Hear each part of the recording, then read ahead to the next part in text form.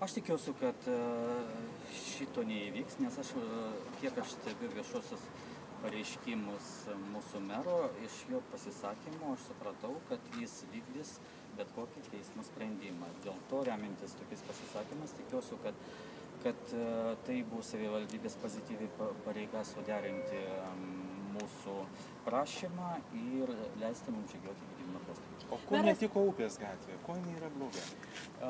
Todėl, kad mes laikome, kad tai yra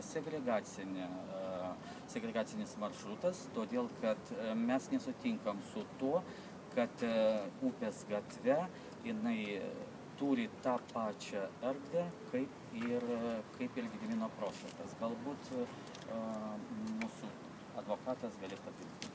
Tai aš tai gal papildysiu klientą, sakydamas, jog pirmiausiai susirinkimų laisvė reiškia, jog kiekvieną susirinkimą teisėtą, taikų susirinkimą organizuojantis subjektas turi laisvę pasirinkti susirinkimo vietą, laiką ir formą.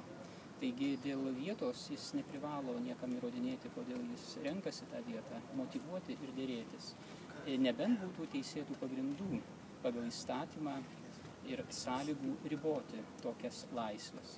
Taigi šitos dvi bylos, kurių apskritai ir neturėjo būti, bet jos dėja visgi buvo šiandieną beveik jau galima sakyti galutinai, tikintis, kad atsakovas neskųs sprendimo, pasakyta, jog šiuo konkrečiu atveju nebuvo teisėto pagrindo riboti nei susirinkimo vietos, nei laiko, nei formos.